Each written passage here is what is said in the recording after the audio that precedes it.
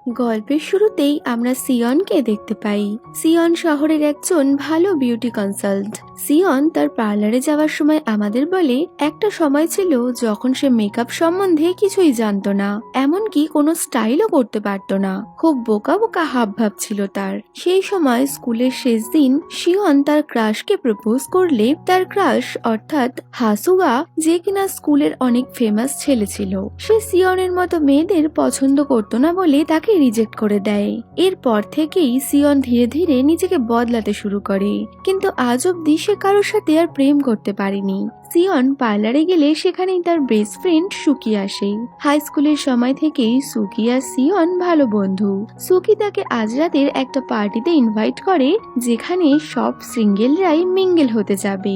যদিও এই ধরনের পার্টিতে সিয়নের কোনো ইন্টারেস্ট ছিল না, কিন্তু বেস্ট ফ্রেন্ডের কথায় সে যেতে রাজি হয়। কাজের শেষে সিয়ন পার্টিতে গেলে সেখানে থাকা ছেলেরা সিয়নকে বেশ অ্যাটেনশন দেয়। পার্টিতে সুখির এক কাজিনও এসেছিল। তাকে দেখতে অত ভালো ছিল না, তাই ছেলেরা তার পোশাক আশাক ও সাজসজ্জা নিয়ে সমালোচনা করে। এই দেখে সিয়ন তাড়াতাড়ি পার্টি থেকে বেরিয়ে যায়, কারণ এই ঘটনা দেখে তার নিজের পুরনো দিনের কথা মনে পড়ে।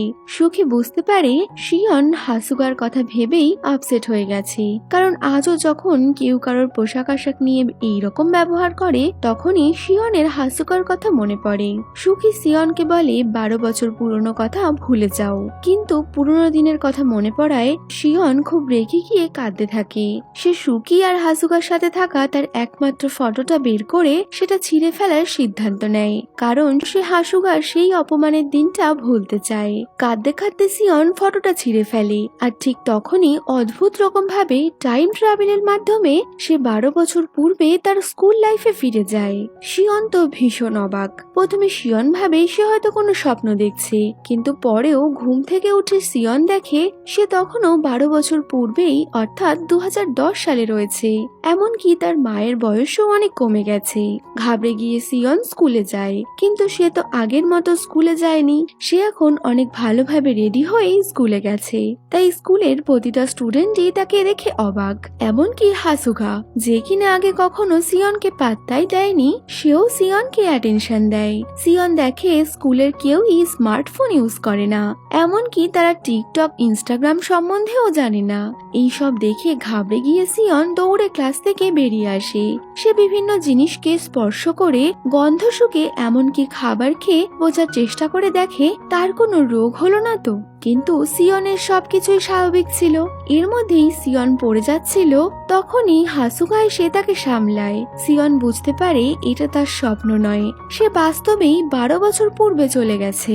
সিয়ন তার বর্তমান জীবনে ফিরে যেতে চায়, কিন্তু কোনোভাবেই সেটা সম্ভব হচ্ছে না। স্কুলে গিয়ে সিয়ন সুকিকে জিজ্ঞেস করে সে টাইম ট্রাভেল সম্বন্ধে কিছু জানে কিনা। তো সুকি বলে তার এক কাজিন আছে যার এই সম্বন্ধে অনেক জ্ঞান রয়েছে। এবার সুকির ওই কাজিন পার্টিতে যে মেয়েটাকে আমরা প্রথমেই দেখেছিলাম। তো তাদের এইসব কথার মাঝে হাসুকা এলে সিয়ন তাড়াতাড়ি সেখান থেকে চলে যায়। ক্লাসের পর সিয়ন লাইব্রেরিতে গিয়ে টাইম ট্রাভেল সম্বন্ধে জানার জন্য বই পড়তে শুরু করে, কারণ সে যে কোনো উপায়েই বর্তমান সময়ে ফিরতে চাইছিল। এরপর সিয়ন দেখতে পায় একটা মেয়ে হাসুগাকে প্রপোজ করলে হাসুগা আবারও ওই মেয়েটার লুকস নিয়ে তাকে ইনসাল্ট করে। এই দেখে সিয়ন হাসুগাকে 2-4 কথা শোনালে হাসুগা বলে সেও একজনকে পছন্দ করত, কিন্তু সেই মেয়েটাও তার লুকসের জন্যই তাকে রিজেক্ট করে দিয়েছে, তাই সে কারোর প্রপোজাল একসেপ্ট করতে চায় না। হাসুগা যে মেয়েটাকে রিজেক্ট করেছিল সিয়নকে তাকে সাহায্য করতে দেখে হাসুগার ভালো লাগে। ধীরে ধীরে তাদের মধ্যে কথাবার্তাও শুরু হয়। সিয়নেরও এখন অতীতে থাকতেই ভালো লাগছিল, সেও এখন আর বর্তমানে ফিরে আসতে চায় না। সিয়ন জানতে পারে সুকি আর হাসুগা ছোটবেলার বন্ধু, এবং হাসুগা সুকিকেই পছন্দ করত, কিন্তু সুকি তাকে সবসময় ভাইয়ের মতোই দেখত।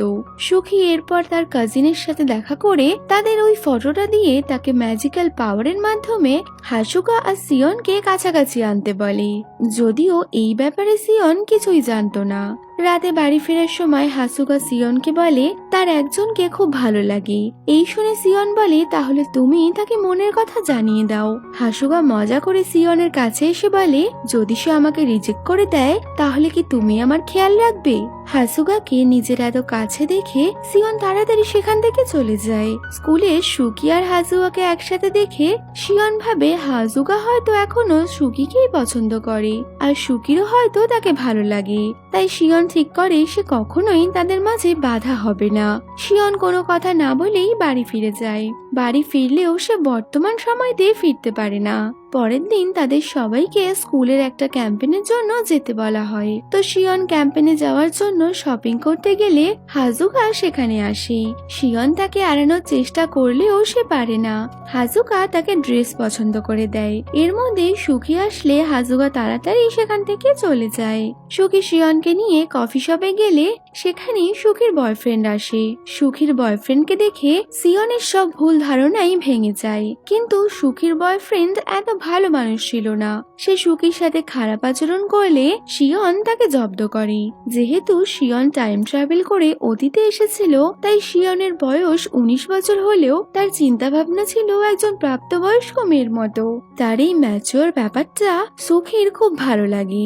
রাস্তা দিয়ে যেতে যেতে তারা দুজন কথা বলছিল, যেখানে সিয়ন সুকিকে বলে সে হাসুগাকে পছন্দ করে, কিন্তু তার প্রপোজ করতে ভয় লাগছে। যদি হাসুগা তার প্রপোজাল রিজেক্ট করে দেয়, সুকি বলে সে তাদের কাছে আনার জন্য সব ব্যবস্থা আগেই করে এসেছে। আসলে সুকি তার সেই ম্যাজিশিয়ান কাজিনের কথা বলছিল, যাকে এসে ম্যাজিক করতে বলেছিল। দূরে দাঁড়িয়ে হাসুগা তাদের এই সব কথাই শুনে নেয়। হাসুগাও সিয়নকে পছন্দ করত, তাই সিয়নের অনুভূতি জানতে পেরে সেও অনেক খুশি। এরপর তারা সবাই একসাথে ক্যাম্পে যায়। সুখী হাসুগা ও সিয়নকে কাঠ আনতে পাঠালে হাসুগা এক কথায় সিয়নের সাথে যেতে রাজি হয়ে যায়। কাঠ নিয়ে ফেরার সময় হাসুগা সিয়নকে একটাও কাঠ তুলতে দেয় না, কারণ সে চাইছিল না কাঠ নিতে গিয়ে সিয়নের কষ্ট হোক। হাসুগা সিয়নকে বলে, আমি তোমার সাথে এসেছি কারণ আমি তোমার সাথে একা সময় কাটাতে চাই। এই শুনে সিয়ন লজ্জায় ব্লাশ করে। সিয়ন তার ফোন আনতে হাসুগার রুমে গেলে হঠাৎই হাসুগা সিয়নের হাত ধরে। সিয়ন অনুভব করে সে যতই বড় হোক না কেন, হাসুগার প্রতিটা স্পর্শ তার কাছে অনেক আলাদা। হাসুগার থেকে নিজেকে সে কখনোই আলাদা করতে পারবে না। সিয়ন ও হাসুগা একে অপরের মধ্যে হারিয়ে যাবে, কিন্তু তার আগেই সুখী হাসুগাকে ডাকতে এলে সিয়ন লুকিয়ে পড়ে। এরপর সিয়ন হাসুগার পছন্দ করা ড্রেসটা পরে এলে হাসুগা অনেক খুশি হয়। ক্যাম্পে হাসুগা আর সিয়ন একসাথেই থাকে। তারা দুজন একসাথে সবসময় ঘুরে বেড়াতো। এই দেখে সুখীর ভালো লাগে না, কারণ সিয়ন আর হাসুগা তার বেস্ট ফ্রেন্ড হওয়ার পরেও তারা নিজেদের মধ্যে এতটাই ব্যস্ত, ফলে তারা কেউই সুখীকে সময় দিচ্ছে না। সিয়ন তা বুঝতে পারলে তার সুখীর জন্য খারাপ লাগে। সিয়নকে আপসেট দেখে হাসুগা পিছন থেকে সিয়নকে জড়িয়ে ধরে সান্ত্বনা দেয়। এবার হঠাৎই হাসুগার জড়িয়ে ধরাতে সিয়নের হৃদস্পন্দন অনেক বেড়ে যায়। পরের দিন সুকি হাসুগার সাথে কথা বলতে যায়। আসলে একটা সময় হাসুগা তো সুকিকেই পছন্দ করত, কিন্তু এখন সে সিয়নকে পছন্দ করে, যার জন্য না চাইতেও সুখির হিংসে হচ্ছে। তো হাসুগা সুকিকে বলে, হাই স্কুলে আসার পর থেকেই আমি সিয়নকে পছন্দ করি, কিন্তু সিয়ন সবসময় ভয়ে পালিয়ে যেত। সে কখনোই আমার সাথে কথা বলেনি। এই শুনে সুকি হাসুগাকে বলে, আমি তোমাকে পছন্দ করি, কিন্তু হাসুগা এখন যে তাকে পছন্দ করে না, সুকি এটা খুব ভালো মতোই বুঝতে পেরে যায়। ঘরের বাইরে দাঁড়িয়ে সিয়ন তাদের সব কথাই শুনতে পায়। সুকি তার সাথে কোনো কথা না বলেই চলে যাচ্ছিল। একা একা দাঁড়িয়ে কাঁদতে কাঁদতে সুখির মনে পড়ে সে সিয়নকে কথা দিয়েছিল হাসুগাকে ইমপ্রেস করতে সে তাকে সাহায্য করবে, কিন্তু আজ সেই তাদের দুজনের মাঝখানে বাধা হয়ে দাঁড়াচ্ছে। সিয়ন তার সাথে কথা বলতে গেলে হাসুগাকে নিয়ে দুই বন্ধুর মধ্যে লড়াই শুরু হয়। প্রথমে তারা দুজনেই বলে তারা হাসুগাকে ভুলে যাবে, কিন্তু আদৌ কেউ ভুলতে পারবে কিনা সেই নিয়ে সন্দেহ থাকায় অবশেষে তারা দুজনেই ঠিক করে পরের দিন তারা দুজনেই হাসুগাকে নিজের মনের কথা জানাবে। এবার হাসুগার উত্তর যাই হোক না কেন, হাসুগার জন্য তারা নিজের বন্ধুত্বকে নষ্ট করবে না। ওদিকে সুখির কাজিন তাদের ফটো নিয়ে তখনও কিছু করে চলেছে, কিন্তু সে কি করছে